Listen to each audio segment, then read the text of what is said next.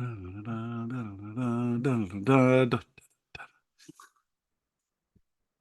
you doing your own intro music? I am. I'm playing it through my head. I'm trying to get my energy level up to where our intro music is.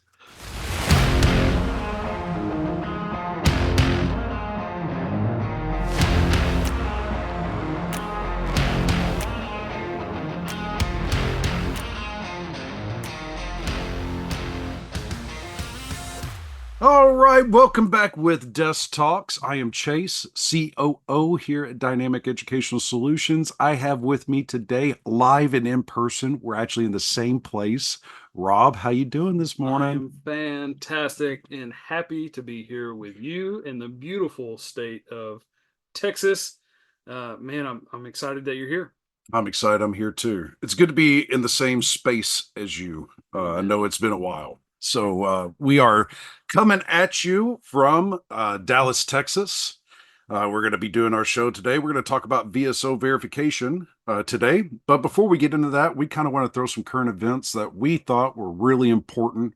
And we wanted to bring spotlight to you guys. But coming through from the VA today, I wanted to say congratulations to Margaret Cabot. If she is listening to Desk Talks, good for you. Uh, but she is our new Department of Veteran Affairs Chief of Staff.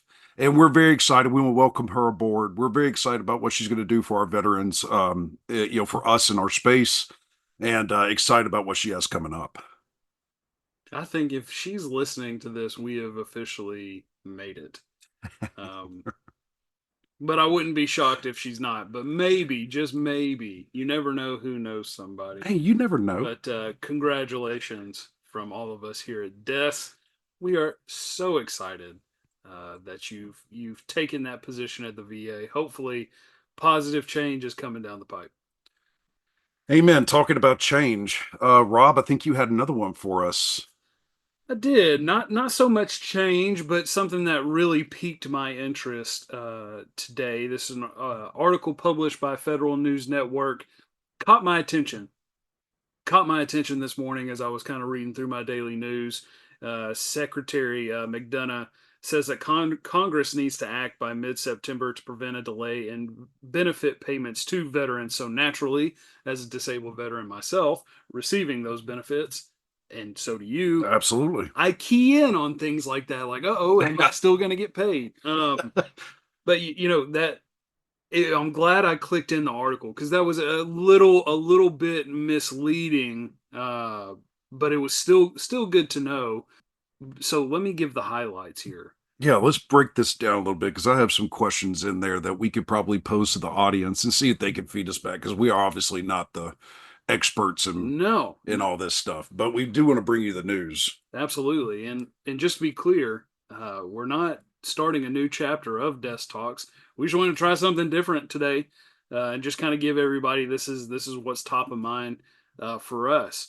The good news here from this article is that the number of veterans applying for benefits, healthcare benefits, GI Bill benefits is up something like 413,000 413,000 new veteran enrollments this year.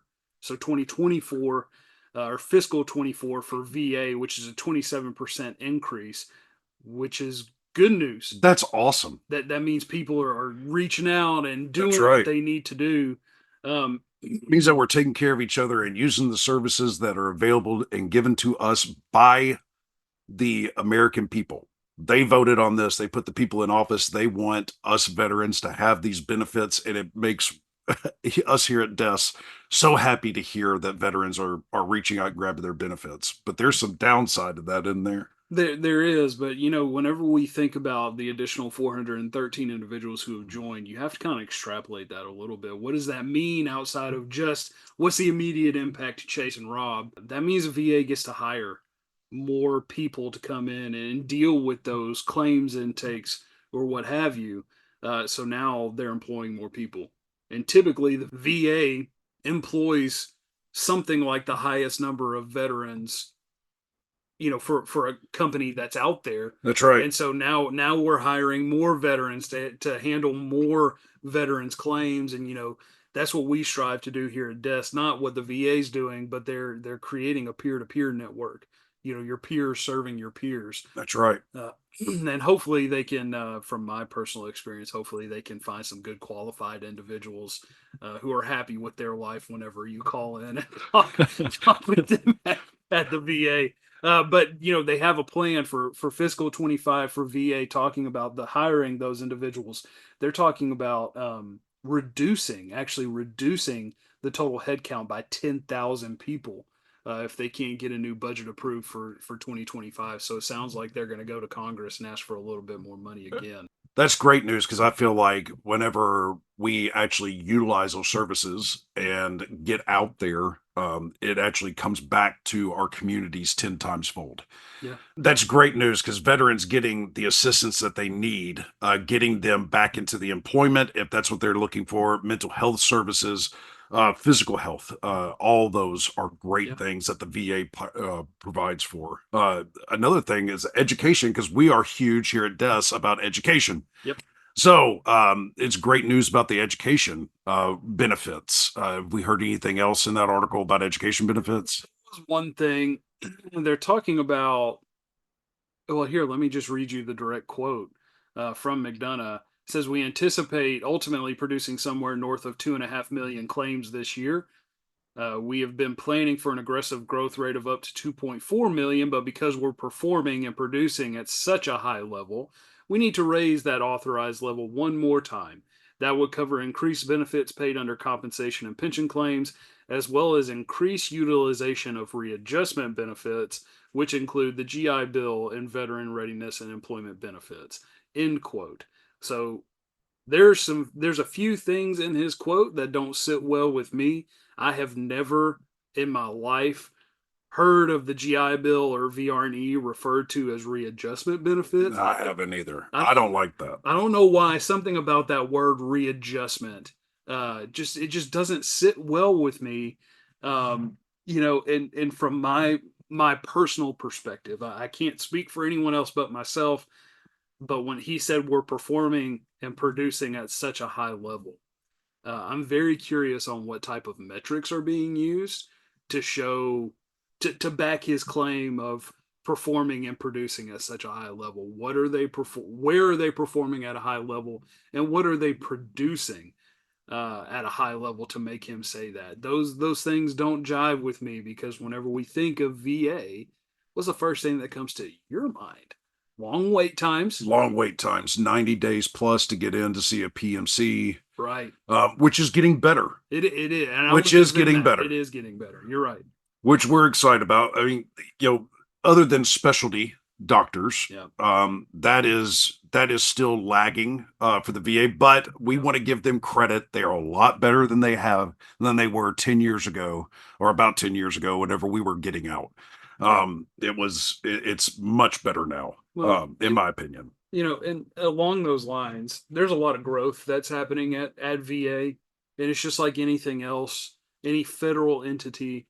It grows and it changes with time. And I know historically veterans aren't happy with VA, but they are still the largest tool for us to utilize, whenever it comes to those federal benefits. If it's on the education side, if it's on the health side, it's still really important to understand where their priorities are, where they're falling short. And the only way they know where they're falling short is if they hear from the individuals who take advantage of those benefits, like you and I. Absolutely. But the last thing I'll say about this, going back to the initial tagline that caught my attention, that Congress needs to act by mid-September to prevent a delay in benefit payments to veterans. That's apparently they're under a 15 billion with a B $1 billion budget shortfall, and they're relating that to the outreach campaigns that they've done, which I've seen myself. We've gotten a lot of emails, Absolutely. a lot of paper, snail mail about applying for health benefits is now easier. The PACT Act. I'm wondering how much the PACT Act is actually, you know, negatively impacting this $15 billion budget shortfall. So Yeah, I'm I would like to see that. I'm curious. I'm curious where that's going to go. But that's kind of my big hit for the day. Just want to keep an eye on that, and of course, if we hear anything, we'll let everybody who listens to Desk Talks know what's going on with that. Absolutely. What you have today? What'd you find? I found basically for today, for this last week, my biggest thing was Meg Kabat. I'm actually really excited to see what she's going to have to do. Um, is going to do for us. But with our current events, I think we're going to push past our current events, and we're going to move into our segment for today, which is VSO verification. Rob, talk to us about what a VSO. Give us a basic breakdown of what a VSO is. So VSO, that acronym which we all love, VSO is a veteran service organization. So it's any federal, state, or private entity that serves, a veteran or a veteran's family member's needs, and those can fall under just a myriad of different buckets that we won't go into. But that's essentially what a VSO does. They're there to assist veterans and their family members in whatever way possible. Right. And Rob and I talk about VSOs in capacity of DES because we have both utilized VSOs Yep. ourselves. Yep. I know personally I used a VSO whenever I was getting back into my education. I also used a VSO whenever I was going through some of my disability stuff with the VA and I was trying to get the wording correctly. Yeah. As anybody who has dealt with the VA, there is a specific uh, language that you have to use.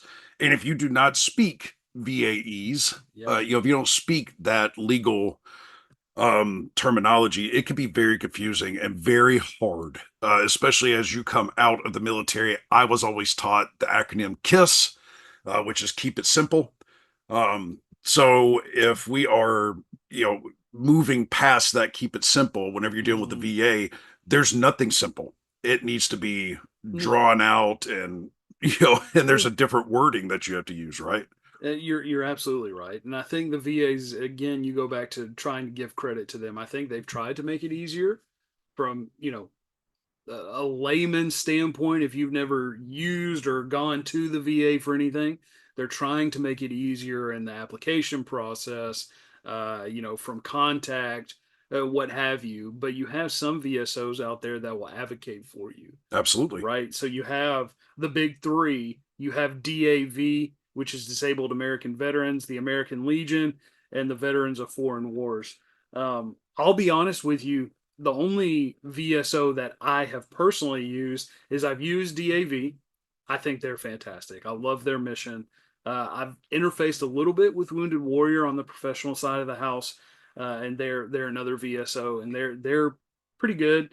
Um, They're a big name. they're a big name. They have a lot of different arms. I'm not speaking Absolutely. ill. They have a Yeah. lot of different arms, but I've never used American Legion. Uh, I mean, I'm a member of VFW, but I've never, outside of just coming together and commonplace, Yeah. going to event. Do you? I know I am part of my VFW in my Okay. area. Yeah. I know I've spoken about this on earlier podcasts as well.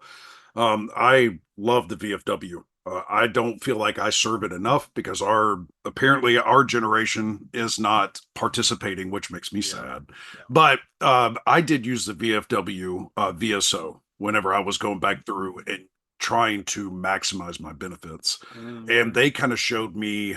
I know whenever I was living in Texas, they showed me the tax break that I get for my house. They showed me the Oh. tax break I get in the state of Texas for my wheel tax and stuff like that. They kind of went over how to maximize my benefits here in the state of So Texas. it was a good local resource for you, It right? was a great local resource, and they also, kind of told me where to go, where not to go, right? Yes. So Which is equally as important. Yeah. so which is equally as important. Yeah. I'm glad you said that because I do think that you do need to go see different VSOs do different things. Yes. So finding a VSO that specializes in whatever needs that you might have. There are VSOs that help you with housing. If you need help with, if you're having a hard time with housing, reach out to a local VSO, ask them, if they help with housing and if they can point you in the right direction. You can also go to the VA's website, which is where I used whenever I was going through, and you actually click through the e-benefits page, and it'll actually link you with VSOs by what type of VSO, what their Yep. specialty is underneath there in your area. So Yep. the VA is already trying to help you out yet again, Yep. trying to get connected with the right people. Here we are at desk because we know how hard that could be, Yep. is trying to urge you to go that way as well. Well, and the V here's a good thing. If you use the VA's VSO list, the VA vets those veteran service organizations before they offer those to you as a suggestion, Absolutely. which is huge because I, I opened up Facebook last night, and the very first ad that I see is something about like veterans debt relief, a No, company that I've never seen never heard of. in my entire life. And so I don't know, I'm a nerd. So I jump on the VA's website. I go where Chase told y'all to go. That company does not exist, in the VA's VSO. So I would never use them. So take that as a cautionary tale. If it's too good to be true, sometimes it's too good to be true. Yep. You know what I mean? And so utilize those vetting resources is what they're out there for on the VA side of the house. Des, we're trying to get into that as well from like an end user standpoint where we'll go in and validate that the VSOs are doing what they say that they do. So if But they, anyway, I'm sorry, I'm not trying to no, steal that from you. no, but if, like you said, we're trying to work on that verification. Yep. So if they say that they do help with filling out your paperwork, Yep. with the VA for disability claims. Yep. Okay, there are people. I'm going to use air quotes here. I know you guys can't see me, but specialize He used them. I watched it. and and specialize in these things. Well, it turns out that they were that they just threw up their shingle, and they might not be able to help you with that wording, or that they're lawyers or something else looking for a piece of your pie, Yep. looking for payment. The VSOs, in my experience, I have not met a VSO yet that would require monies from you to use their services. Well, see, and that's another thing. That's a really good point because now I'm going to go back to the Facebook thing. You have your Facebook lawyers, and Yep, just like the Barracks well, and lawyers. you jogged my memory because I saw it and it was something like, are you a veteran under 100% disability? If so, we can help you. Of course, my interest is piqued. I'm Well, curious how they're going to help. yeah, what does that mean, help? And so I look into it a little bit more. Like we can almost guarantee you can get 100% Nope. VA disability or service connected disability. We take no money up front, but if you read the fine print, they may not make you pay them up front, but whatever you get on the back end on an annualized basis, they take 10% of that or up to 50% of that. So, again, I go back to just the cautionary tale of read the fine print. If you're not comfortable, visit VA. You can contact Des if you want to. We're happy to vet those resources for you Absolutely. and give you an unbiased opinion on whether or not it would work, even if you want to do that on the VA side, because we understand not everybody's perfect. Des is not perfect, but if you have multiple sets of eyes on something, that can certainly help from a validity I standpoint. love that multiple sets of eyes. I'm gonna say this. You're a former Intel cat, Yep. and I think I've heard you say this more than anybody else, which is trust but verify. Yep. Okay. So take everything that those VSOs, anybody, even us, has to offer you, and then go back and do your research. Please not take them at face value. Right. If somebody comes in, they tell you, hey, I can help you do this, or this is what you need to do, make sure you go back and do your homework and make sure that they're leading you down the right path. You have to do your due diligence on anything. I mean, you should be doing that anyway for anything that you're doing, especially whenever it comes to government entities or anything. And again, I'm not a conspiracy theorist at all, but you always Said every do. conspiracy Yeah, I theorist. know, right? I said that, and I immediately got a picture of the guy on the History Channel that has all the alien. Oh yeah, aliens, like, ancient aliens yeah, guy. right. Yeah, yeah. Sorry. You're right. Trust but verify. Do your due diligence. But I do want to go back to one thing, if I can. Um, as I was doing my research, getting ready for today, the American Legion. I know I've worked with them and had them, ask for their help before professionally. But something that I want to read off to everyone listening: what does the American Legion actually do? So, advocacy in Washington and advocacy in Raleigh for veterans. They offer a free magazine for all veterans, benefit assistance, career assistance, comfort for recovering. God forbid you get hurt or you need assistance, they can help you there. Educational assistance, family and community support, financial services, homeless veterans outreach. I know they're working hard on that in Dallas. Sure. Honor and remembrance and member discounts. But there's one thing I want to hit on: honor and remembrance. We're talking about funeral services. Death benefits. Yeah. That's something that I don't think a lot of people know or we don't think about, in your long range calendar, what have you. Just write down American Legion. I know it's something that I've mentioned to my wife. If not if when I do pass, reach out to them. Hopefully, right? Lord willing, and they'll they can help. They can help everything. They can help you plan it. They can get color guard out there. They can get honor guard out there if that's somebody's wish. They are a massive, massive resource and we talk about American Legion and VFW. They do offer services, but I think the biggest service that they offer is community. And Yes. that's something that a lot of us lack whenever we leave service. Is Absolutely. you're leaving a big, big, fraternity, if you will. And now you don't have it once you get out sometimes. So getting into those VFWs, getting into the American Legion, giving a little bit of your time up front, a huge benefit on the backside. Well, I know for the VFW, for me, speaking of time commitments, Yeah. I know that it's once a month. Yeah. And I go down there for 2.5 hours and I get to sit around with other fellow veterans. And I get to, number one, I get some camaraderie. We all speak a common tongue, Yep. right? So we all speak the same language. I also get a place where I know for me in my local VFW, it's dollar drafts, which I appreciate. Okay. So I can have my beer for $1, sit down, have my conversation, and go home. Yep. But it's also absolutely wonderful whenever we get to see new members come in, people who are not members, Yeah. and they get wrapped up in the community. They are some of the nicest folks that genuinely want you to be involved in their lives. Yep. We're not talking about them being involved in yours. We're talking about you being involved in theirs.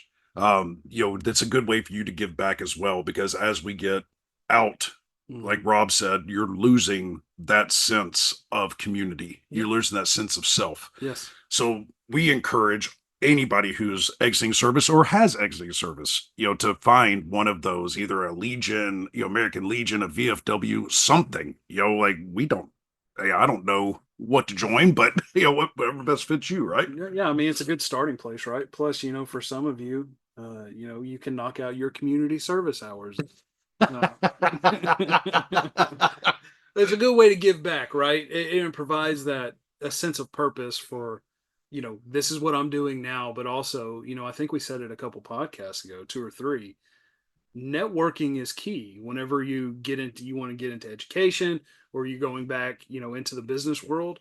You still need to network either way. This is a great place to start. Yes. And you never know who you're going to meet there. Never know. It could be someone who's like-minded like you. They're there for the same reason. They're just getting started. It could be the CEO of an organization looking for a new, director level position, and you just so happen to be in that space. Yep. Having a conversation. Yeah, and there's opportunities to give back, which is what we're about. I mean, I don't think you join the military unless you have that servant's heart. Uh, whether that's that you come by that naturally, which I think you and I do, or whether that gets beaten into you in service.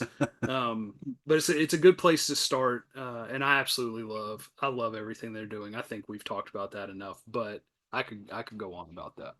We could go on and on about VSOs. Make sure that you guys reach out if you have questions about VSOs.